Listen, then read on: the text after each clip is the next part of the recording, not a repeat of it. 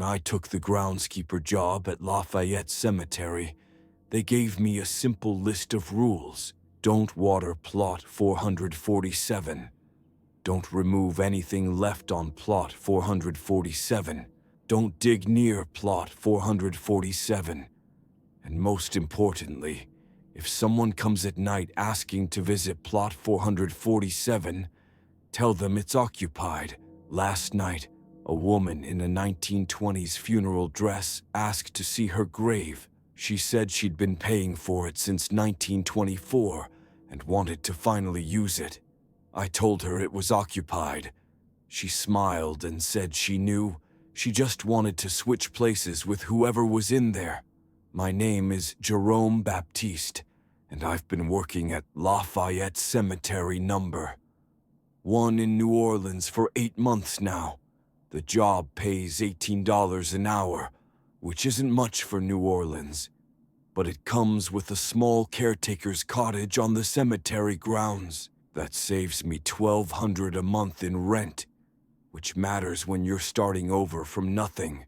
After Hurricane Ida destroyed my apartment in the 9th Ward, and the seafood processing plant where I worked shut down permanently, I needed something stable, something that wouldn't disappear in the next storm. Cemetery work seemed perfect.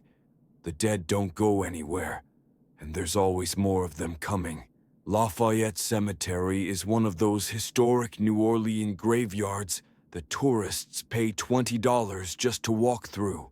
Built in 1833, right in the heart of the Garden District, it covers a full city block bounded by Washington, 6th, Coliseum, and 7th Streets. The above-ground tombs, what we call cities of the dead, create narrow corridors that feel more like streets in some ancient city than pathways in a graveyard. Some of the tombs are massive, belonging to old Creole families, structures that can hold generations of dead, their names carved in marble that's slowly being eaten away by 200 years of Louisiana humidity.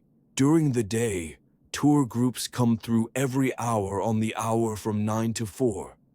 The guides, usually theater kids from Tulane working for tips, tell the same rehearsed stories about yellow fever epidemics that killed thousands, about Civil War soldiers buried far from home, about voodoo queens and jazz musicians whose music you can still hear on quiet nights. They point out the tomb used in that vampire movie everyone's seen, the one where the famous writer is supposedly buried but isn't really, the corner where they filmed that scene in that TV show about witches. The tourists eat it up, taking selfies with the weathered angel statues, posing next to tombs like they're at Disneyland instead of standing on top of 7,000 corpses.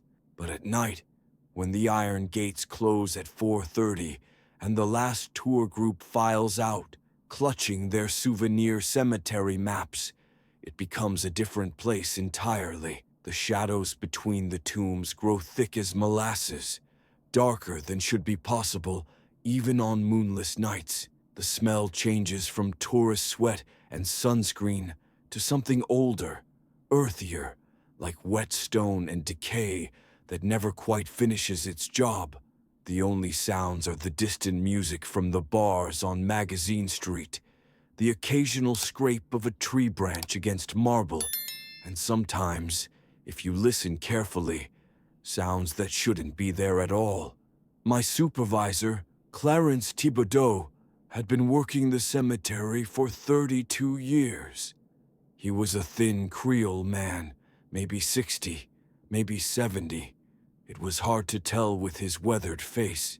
His skin was like leather left in the sun too long, and his eyes had a cloudy quality that made them seem like they were looking at something in a different dimension from the rest of us.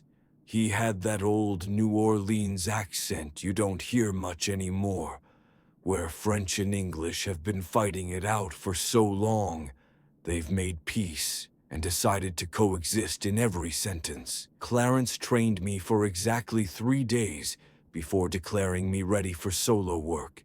The first day, he showed me the maintenance shed hidden behind the Hutchinson tomb, introduced me to equipment that looked like it belonged in a museum, pointed out water lines that had been patched so many times they looked like metal quilts. He showed me which tombs were structurally sound and which ones would collapse if you breathed on them wrong. He taught me the difference between regular vandalism, kids spray painting their names, and what he called special problems, though he wouldn't elaborate on what made a problem special. The second day, we went over the computer system for tracking burials, though calling it a system was generous. It was a laptop from 2003 running Windows XP that would crash if you opened more than one program at a time. The burial records were partly digital, partly in leather-bound ledgers that went back to the cemetery's founding, and partly just in Clarence's head. He knew every plot, every tomb, every name going back decades. He'd point at random tombs and tell me their histories. That's where they put Eugene Thibault after his third wife poisoned him with oleander tea in 1957. That tomb there has been empty since 1943 because the entire family died in a house fire the night before the funeral. Over there is where the Beauregard twins are buried, except they're not really twins, and they're not really dead. That last comment made me look at him sharply, but he was already moving on to the next tomb. The third day, instead of more training, he sat me down in the caretaker's cottage, a small two-room building that smelled like mold and coffee that had been brewing since the Clinton administration. He poured 2 cups of coffee, thick as motor oil, added chicory until it could have doubled as paint, and handed me a piece of paper that looked like it had been folded and unfolded 10,000 times. The paper was yellowed, brittle at the edges, and covered in handwriting that had faded to the color of dried blood. "These are the special rules," he said, his voice dropping to barely above a whisper, even though we were completely alone. The cottage walls were thick stone. Nobody could hear us. But he still whispered, "These aren't the official cemetery policies you'll find in that binder in the office. These are the rules that keep you safe." "Safe from what?" I asked, though part of me already knew this job was too good to be true. $18 an hour, plus free housing in New Orleans, always comes with a catch. "From becoming a permanent resident before your time," he said without a trace of humor. Without any indication he was joking. His clouded eyes focused on me for the first time since I'd met him. Really focused, like he was seeing me and not through me. "This cemetery has been hungry since the yellow fever times. You follow these rules, you'll be fine. You break them, and we'll be looking for your replacement inside a week, maybe inside a day." The list had 7 items written in faded blue ink that looked homemade, like someone had mixed it from indigo and oak galls the old way. The handwriting was precise, careful, like whoever wrote it knew these words would need to last. Number 1, never water. Plot 447. The ground there doesn't need it and doesn't want it. Number 2, never remove items left on plot 447, no matter how strange they are. Number 3, never dig within 10 feet of plot 447, not even to plant flowers. Number 4, if anyone asks to visit plot 447 at night, say it's occupied. Number 5, don't read the headstone on plot 447 after dark. The words change and you won't like what they say. Number 6, if you see lights near plot 447, leave the cemetery immediately. Don't investigate. Don't be curious. Number 7, the woman in the funeral dress is not a ghost. She's something worse. That last one made my coffee cup pause halfway to my mouth. The woman in the funeral dress, written like she was a known quantity. Like everyone who worked here knew about her. Like she was as much a part of the cemetery as the tombs themselves. Clarence saw my expression and nodded slowly. You'll meet her eventually. Everyone does. Usually in October, always near Halloween. Sometimes on other anniversaries that only she remembers. When she comes, just follow Rule 4. Tell her the plot is occupied. She'll leave. Usually, I repeated, the word tasting bitter despite all the sugar I'd dumped in my coffee. Sometimes she argues. Sometimes she offers things. Money that looks real until sunrise turns it to dried leaves. Jewelry that turns to Spanish moss in your pocket. Promises of things you want but shouldn't have. Don't listen. Don't negotiate. Don't engage beyond those 3 words. Plot is occupied. Just keep saying it until she goes away. What is she? I asked. Clarence stood up, his knees popping like firecrackers. That's a question you don't want answered, boy. Some knowledge is like a disease. Once you got it, you can't get rid of it. And it eats you up from inside. You just remember she ain't what she looks like, and what she looks like ain't human enough to begin with. For the first few months, nothing unusual happened. I fell into the routine of cemetery maintenance, like slipping into an old coat. Every morning I'd arrive at 7, check for overnight vandalism, pick up beer cans and cigarette butts left by kids who jumped the fence. The work was straightforward. Cut grass in the sections that needed it. Repair broken tomb seals with hydraulic cement. Clean graffiti off historic markers with chemicals that probably took years off my life every time I breathed them in. The cemetery was peaceful during the day. Almost beautiful if you could forget you were walking on top of 7,000 corpses. The elaborate ironwork on the tomb gates created patterns of shadow and light that shifted throughout the day like living things. The weathered stone angels watched everything with blind eyes, their faces worn smooth by decades of rain. The names on the tombs told the history of New Orleans in miniature. French names from the original settlers, Spanish names from when they owned Louisiana, Irish names from when they dug the New Basin Canal, German names from the immigrants who came up the river, American names from when Louisiana became a state. Plot 447 sat in the northwest corner of the cemetery, in what we called the Protestant section, though plenty of Catholics had ended up there when the other sections filled up. It was unremarkable to look at, just a rectangular piece of earth about 3 feet by 8 feet, marked by 4 small corner stones, carved with the number 447. No elaborate tomb like the Creole families had. No statuary or ironwork, just grass that stayed perfect without any maintenance, and a simple granite headstone about 2 feet high. During daylight, the headstone read, "Reserved 1924. That's all. No name, no dates of birth or death, just that single word and year. The granite was the kind they don't quarry anymore, with little flecks of mica that caught the light and threw it back in tiny rainbows. It should have been weathered after 100 years, should have been covered in that black mold that grows on everything in Louisiana, should have had cracks from the ground shifting, but it looked like it had been carved yesterday. The first strange thing I noticed about Plot 447 was the maintenance issue. While I had to constantly battle the subtropical growth everywhere else, cutting grass that could grow 6 inches in a week during the rainy season, pulling weeds that seemed to appear overnight, Plot 447 maintained itself. The grass was always exactly 2 inches high, perfect Kentucky bluegrass that shouldn't even grow in Louisiana's climate.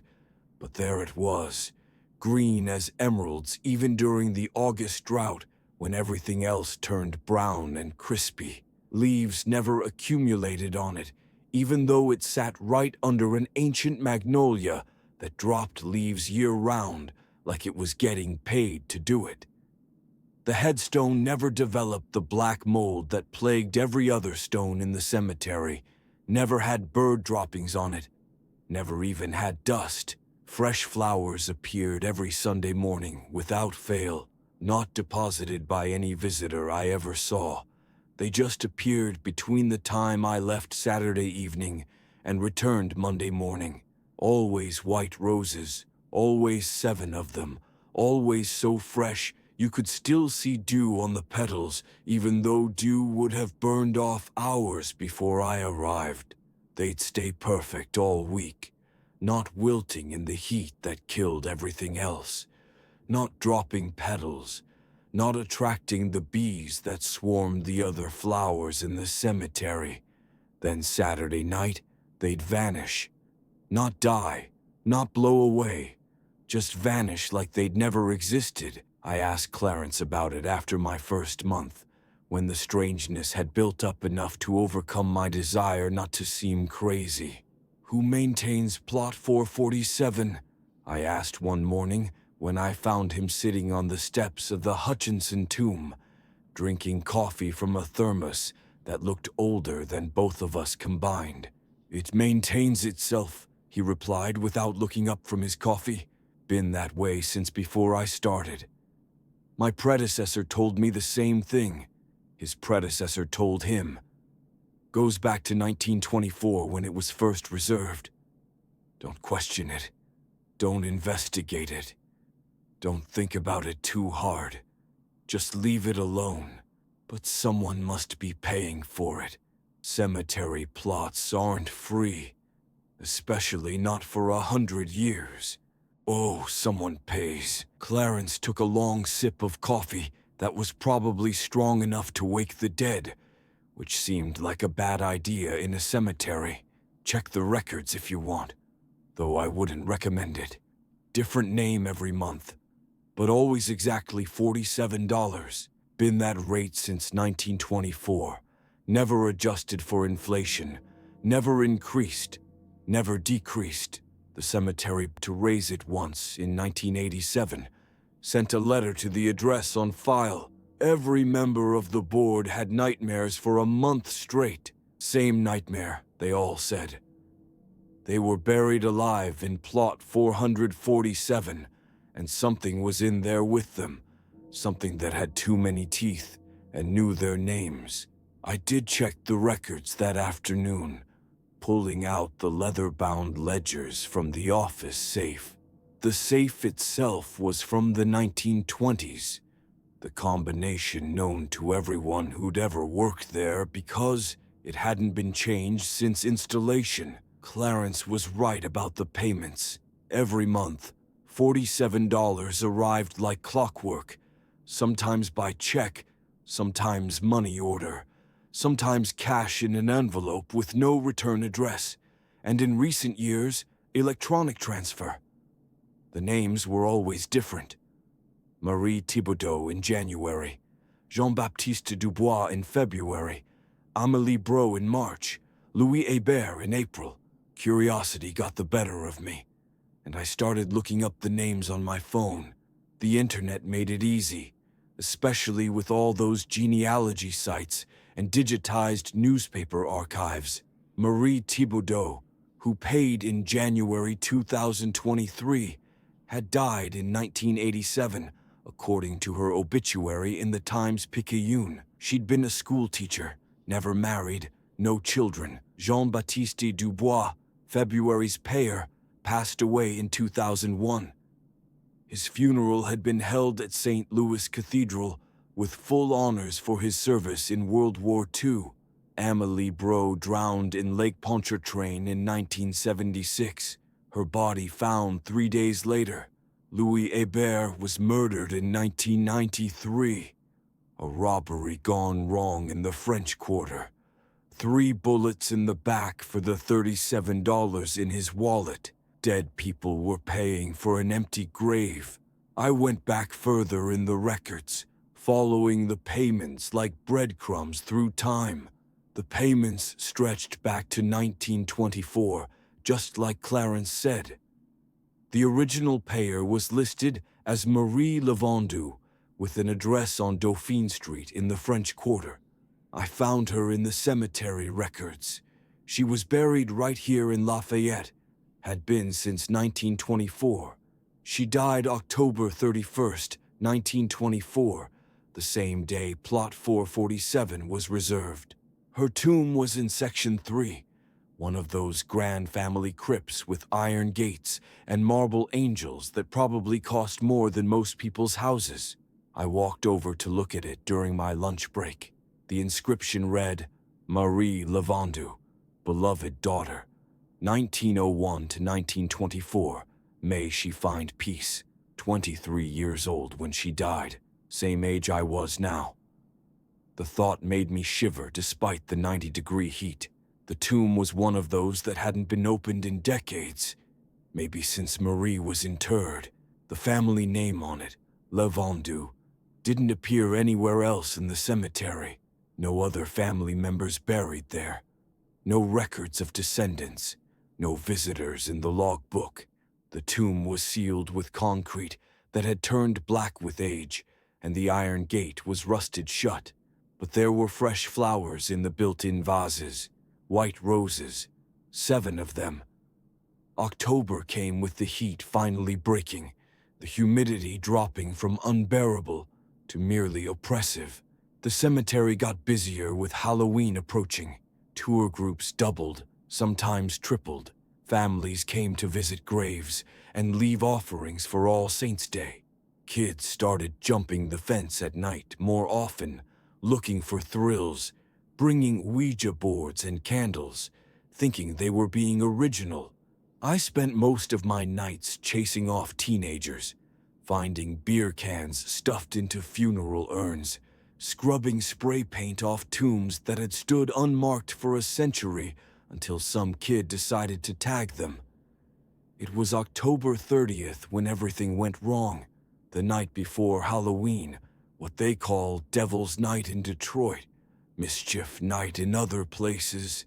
But down here we just call it Thursday because every night has potential for mischief in New Orleans.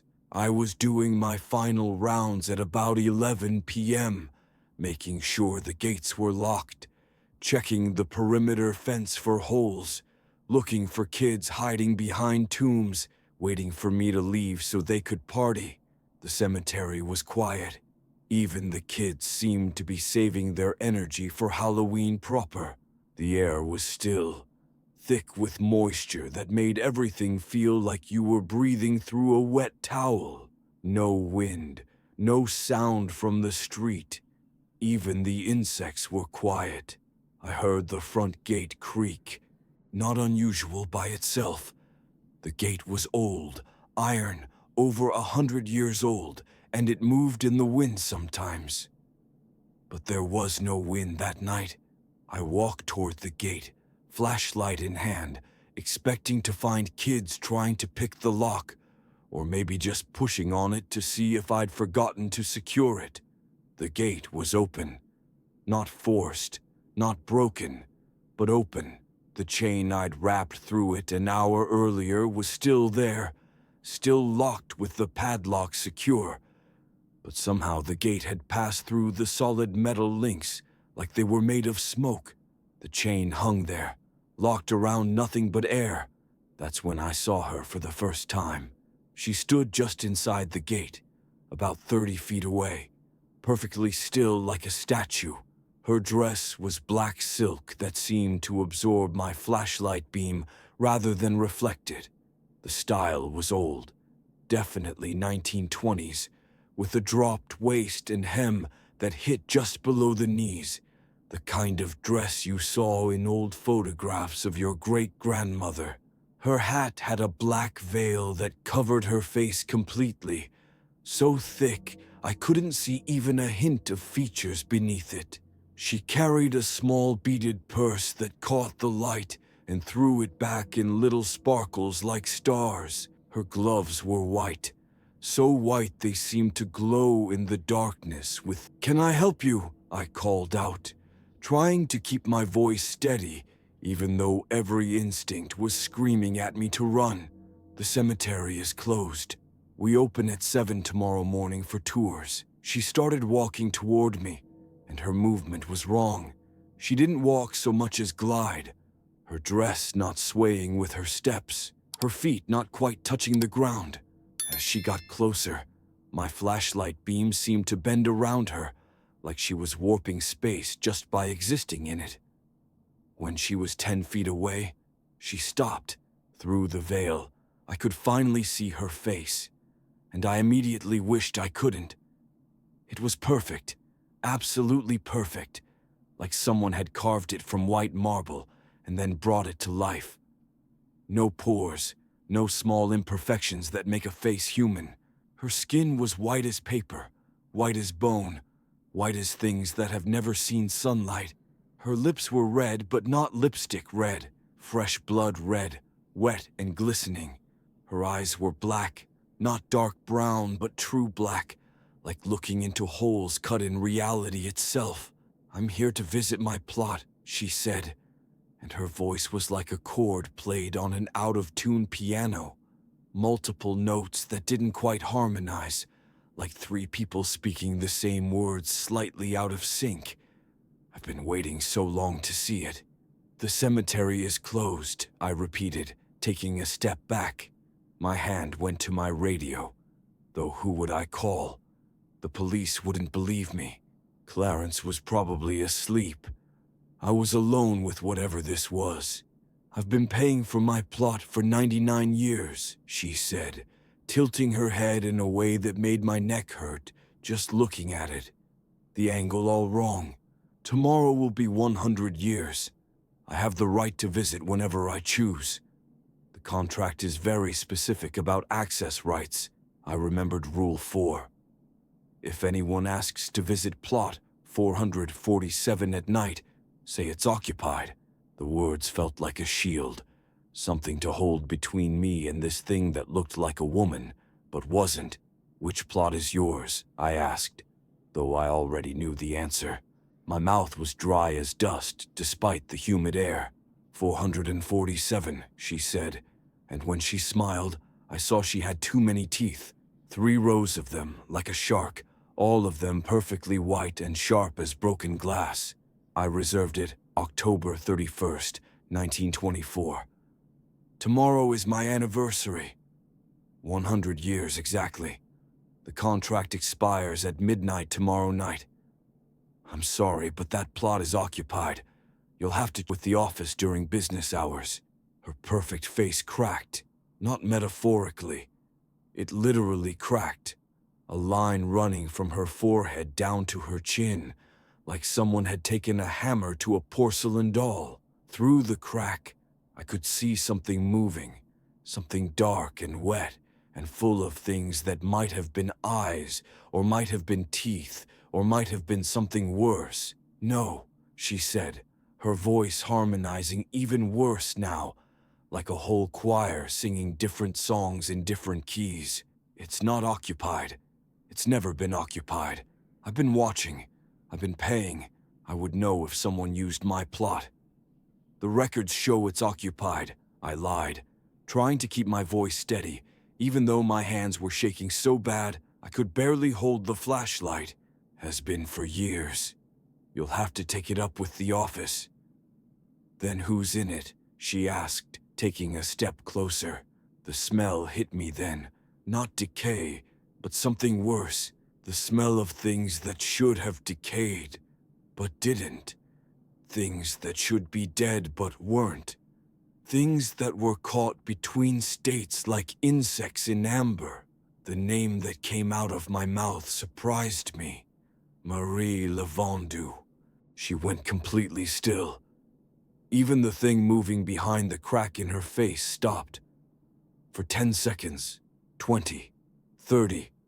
She stood there like she'd been turned to stone. Then she laughed, and every piece of glass in the cemetery sang in response. Windows in the caretaker's cottage, glass doors on some of the newer mausoleums.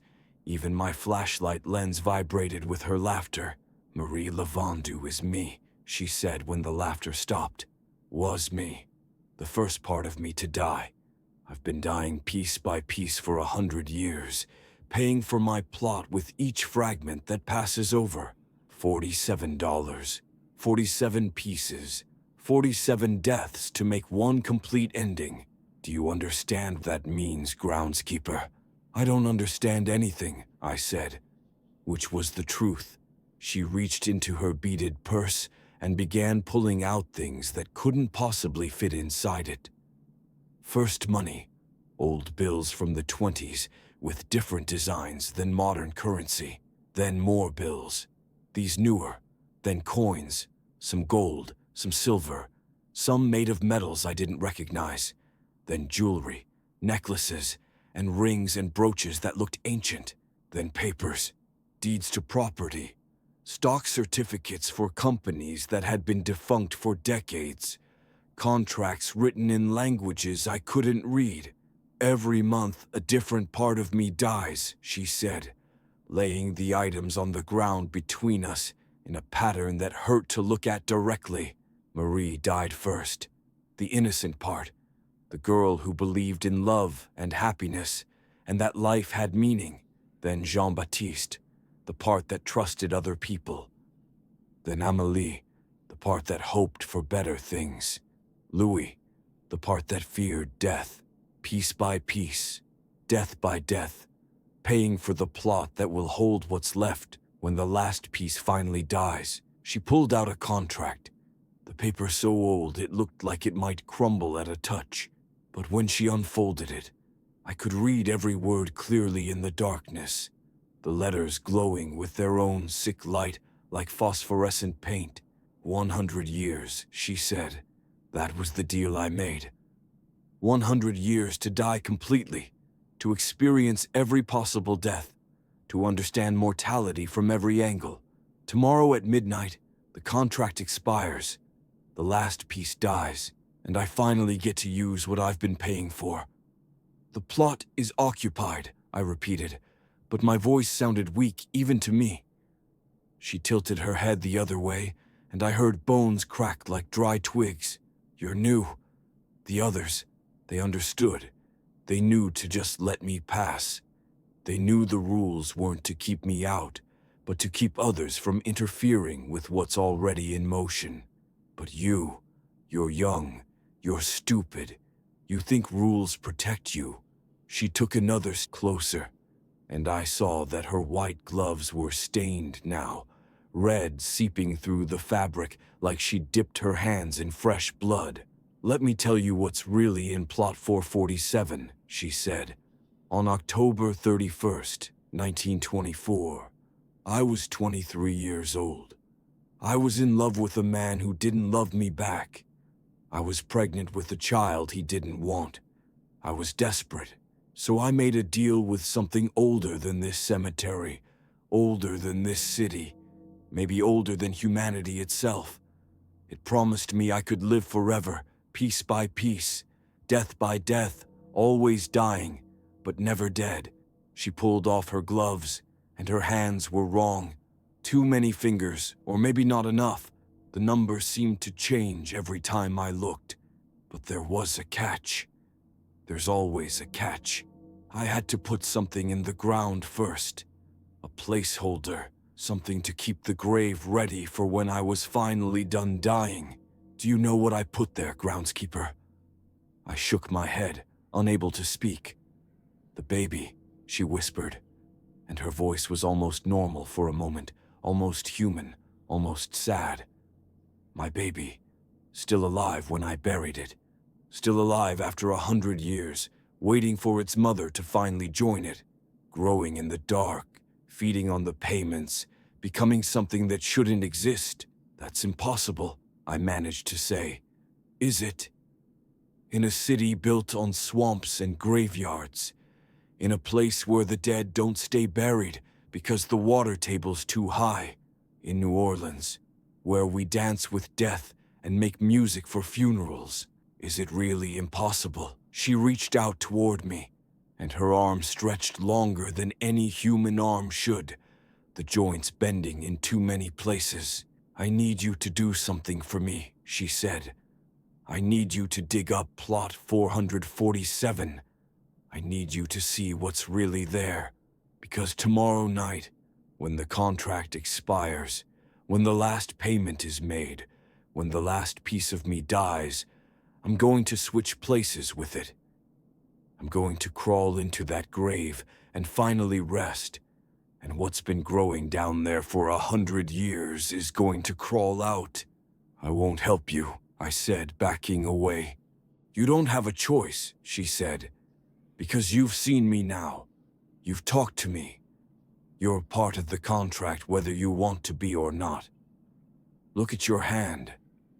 I looked down at my right hand, the one holding the flashlight. There was writing on it, glowing faintly in the darkness. Writing I hadn't put there, in a language I couldn't read but somehow understood. It was my name, my true name, the one written in the Book of the Dead before I was. You have two choices, she said.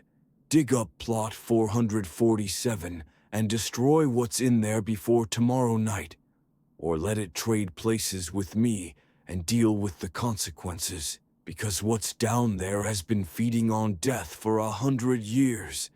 It's learned every way there is to die, and when it gets out, it's going to want to practice. She turned and began walking back toward the gate, her form already becoming translucent. Wait, I called out. What is it? What exactly is in there? She paused at the gate, looking back over her shoulder. Through the crack in her face, I could see she was crying black tears that sizzled when they hit the ground. My daughter, she said. What she should have been. What she became instead. 100 years of potential, twisted into something hungry. When midnight comes tomorrow, she'll be born properly. 100 years old and 0 days. Ancient and newborn, dead and alive, and very, very hungry. She stepped through the gate, passing through the metal like it was mist, disappeared into the night. I stood there for a long time, looking at the writing on my hand. It was fading, but not gone, sinking into my skin like a tattoo made of shadow. I could feel it burning, not hot but cold, the kind of cold that burns worse than fire. I went back to the caretaker's cottage and tried to wash the writing off. Soap didn't work. Bleach didn't work. I even tried paint thinner from the maintenance shed. The writing just sank deeper, becoming part of me. I didn't sleep that night. I sat at the small table in the cottage, reading through the cemetery records, looking for any mention of Marie Levandou beyond her death certificate and burial record.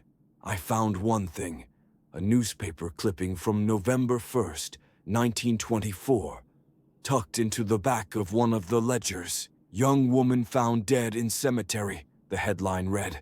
The article was brief. Marie Levandou, 23, found deceased in Lafayette Cemetery on the morning of November 1st. Cause of death appeared to be exsanguination.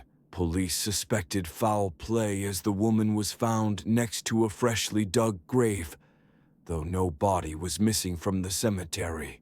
The grave in question was registered to the deceased herself, plot 447, which she had apparently purchased the day before her death. But there was a handwritten note in the margin of the clipping, in handwriting I recognized as belonging to the cemetery director from 1924. Baby crying heard from plot 447 for 3 nights after burial. Investigated, nothing found. Crying stopped November 4th. Do not dig. The next day, October 31st, Halloween, I went to find Clarence. He was in his usual spot, sitting on the steps of the Hutchinson tomb, but he looked older somehow, like he'd aged 10 years overnight. When he saw me coming, he didn't even pretend to be surprised. You met her, he said. It wasn't a question. Last night, she told me about plot 447, about what's really in there. Clarence nodded slowly, taking a sip from his thermos. I wondered if she'd tell you. She doesn't usually talk that much. Most groundskeepers, she just asks to visit. They say no. She leaves. But you're different. You got the mark. I showed him my hand. The writing was still there, darker now, looking like old scars. She gave you a choice, Clarence said. That means she thinks you're strong enough to make it, or stupid enough to try. Either way, tonight's the night. 100 years exactly. You knew. You knew what was in there all along. Clarence stood up, his knees creaking. Course I knew. The past 100 years has known. We all made the same choice. We all decided to leave it buried. Whatever's down there, it's contained. You dig it up. You let it out early. Who knows what happens? But if I don't dig it up, it gets out anyway. At midnight. Maybe. Maybe not. Contracts with things like that, they're tricky, full of loopholes. Maybe the thing in plot 447 can't actually. Maybe it's trapped forever, and she's been paying for nothing. Maybe digging it up is exactly what it wants. I spent the day trying to work normally, but my hand kept burning, the writing getting darker. Tourists came through in costume. Kids dressed as witches and vampires. They had no idea they were walking over something real. Something worse than any Halloween story. She gave you a choice, Clarence said. That means she thinks you're strong enough to make it. Or stupid enough to try. Either way, tonight's the night. 100 years exactly. You knew. You knew what was in there all along. Clarence stood up, his knees creaking. Course I knew. The past 100 years has known. We all made the same choice. We all decided to leave it buried. Whatever's down there, it's contained. You dig it up. You let it out early. Who knows what happens? But if I don't dig it up, it gets out anyway. At midnight. Maybe. Maybe not. Contracts with things like that, they're tricky, full of loopholes. Maybe the thing in plot 447 can't actually get out. Maybe it's trapped forever, and she's been paying for nothing. Maybe digging it up is exactly what it wants. I spent the day trying to work normally, but my hand kept burning, the writing getting darker. Tourists came through in costume, kids dressed as witches and vampires. They had no idea they were walking over something real, something worse than any Halloween story. As the sun set, the cemetery took on a different quality. The shadows were darker, the air thicker. I could feel something building, like the pressure before a storm. At closing time, I locked the gates and did my rounds, but I kept finding myself drawn back to plot 447. The headstone had changed. Instead of reserved 1924, it now showed a countdown, 4:47:32, and counting down. 4 hours, 47 minutes, 32 seconds until midnight. I went back to the cottage and got a shovel. I know Clarence said not to dig. I know every groundskeeper before me had chosen to leave it buried, but the writing on my hand was spreading now, crawling up my arm like black vines, and I could feel something pulling me toward plot 447. Not physically, but deeper, like gravity on my soul. At 11 p.m., I started digging. The ground was soft, too soft, like it had been recently disturbed even though nobody had touched it in 100 years. The shovel went in easy, and with each scoop of dirt I removed, I heard something. A heartbeat, slow, maybe one beat every 30 seconds, but definitely a heartbeat. 3 feet down, I hit wood. But it wasn't a coffin, it was a door. A wooden door laid flat, with iron hinges on one side and a handle on the other, like someone had a doorway. I cleared the dirt away from the edges. The door was about the size of a coffin, but it was definitely a door. I could see stairs on the other side through a gap in the wood, stairs going down into darkness. I checked my phone, 11:30 p.m., 30 minutes until midnight. I heard footsteps behind me. and turned to find the woman in the funeral dress standing at the edge of the hole I dug. She looked more solid tonight, more real. The crack in her face was wider, and I could see things moving inside it, things with too many legs. "You actually did it," she said, sounding surprised. "You actually dug it up. Most of them are too scared." "What is this?" I asked, pointing at the door. "The way down. The place where I put her. Not in the ground, but under it. There are spaces beneath New Orleans that aren't on any map. Old spaces. Spaces that were here before the city, before humans, maybe before anything we'd recognize as life. I'm not opening it. You'd have to." She checked a pocket watch that materialized from her purse. "In 23 minutes, it opens on its own. The contract completes. My final payment processes. And we switch places, my daughter and I. She gets to live the life she never had, and I get to rest in the dark where I put her. That thing down there isn't your daughter anymore." "No," she agreed. "It's what 100 years of dying alone in the dark turns you into. It's what potential becomes when it's buried alive and fed with death money. It's every nightmare about dead children rolled into one. And in 22 minutes, it gets to come out and play. We can stop it. Together. We can seal the door, break the contract somehow." She laughed, that terrible sound that made glass sing. "There's no stopping it. The contract was written in blood and signed in death. It's as real as gravity, as inevitable as sunrise. But I'll tell you a secret, Groundskeeper.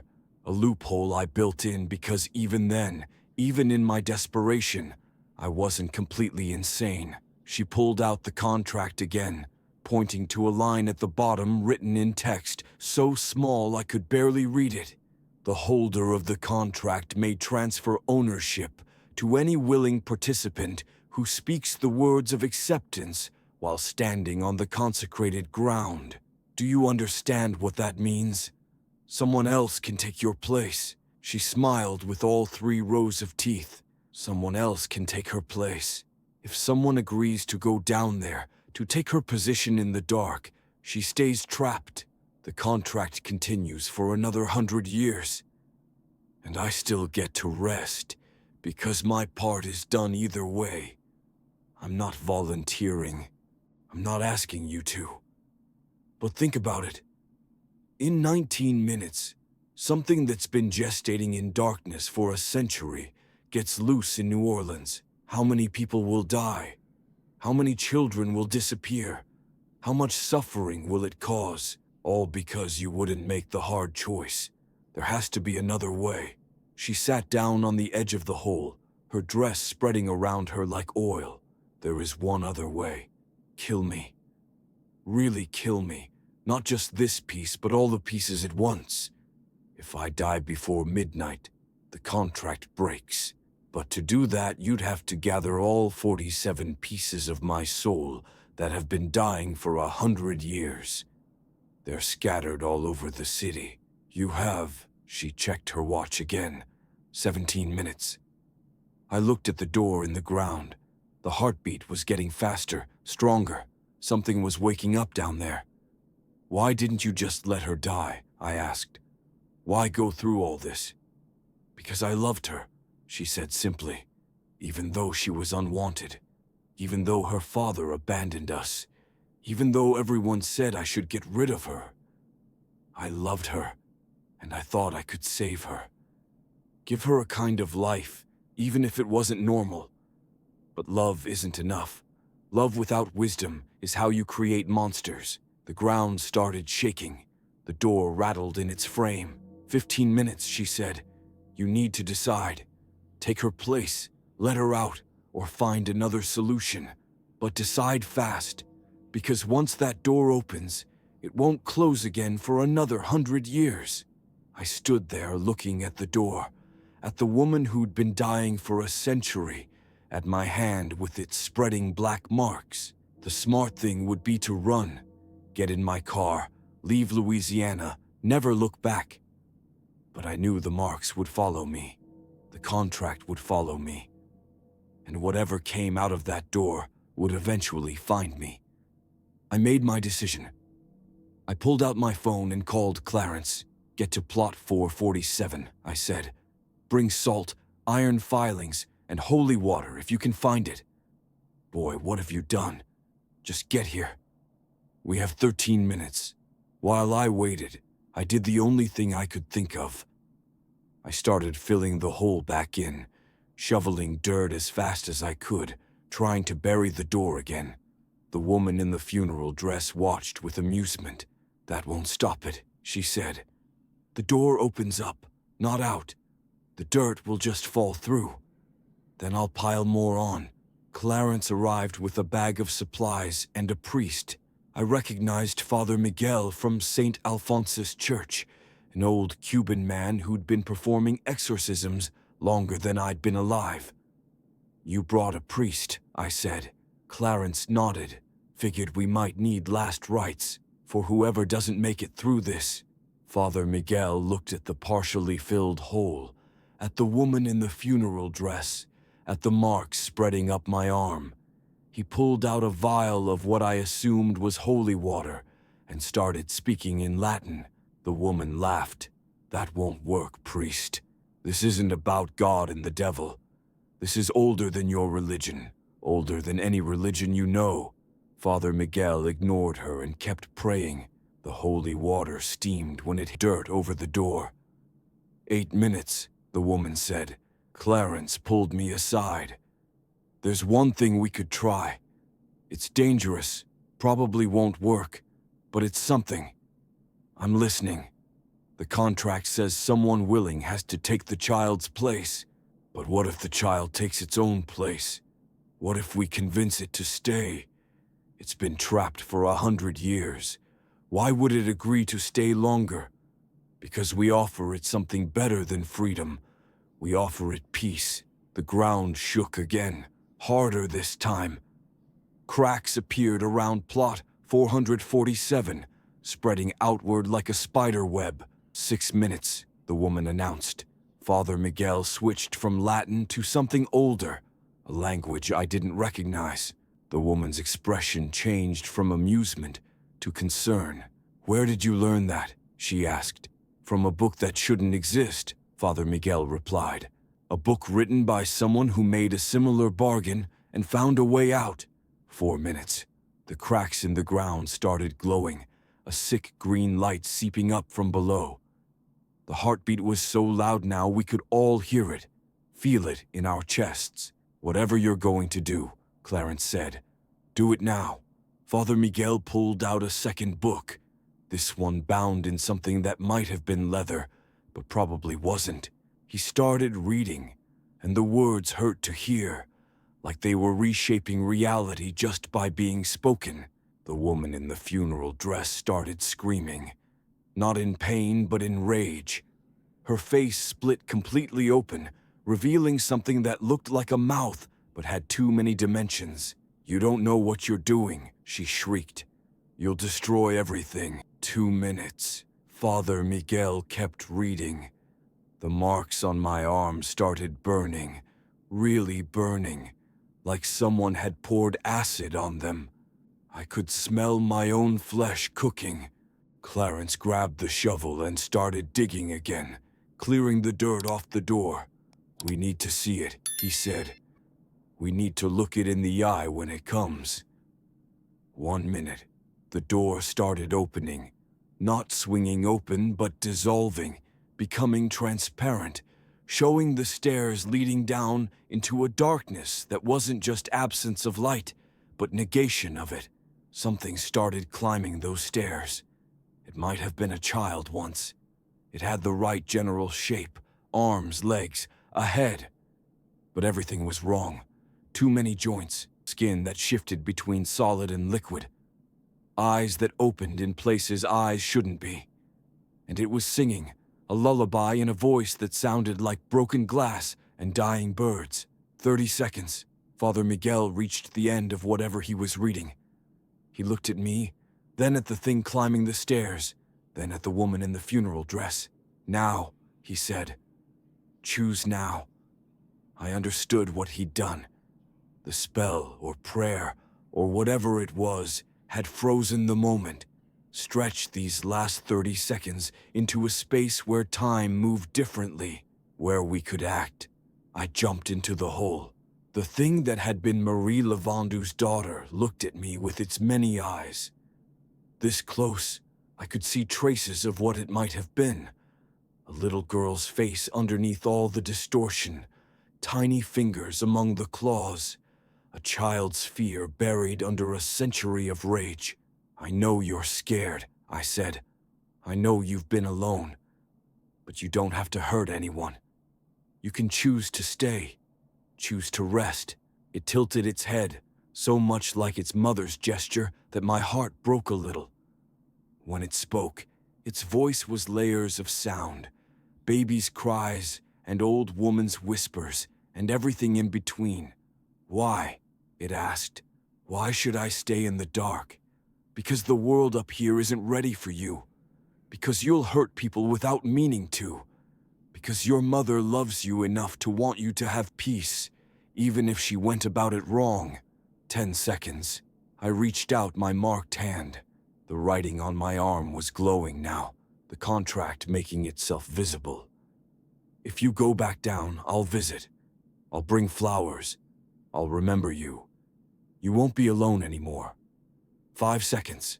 It reached out with one of its hands, the most human-looking one, and touched my marked arm. The burning stopped. The writing started fading. "Promise," it said. "I promise." 3 seconds. It turned and walked back down the stairs. The door started reforming, becoming solid again. 1 second. The woman in the funeral dress crumbled to dust with a sound like sighing. Midnight. The door sealed completely. The glowing stopped.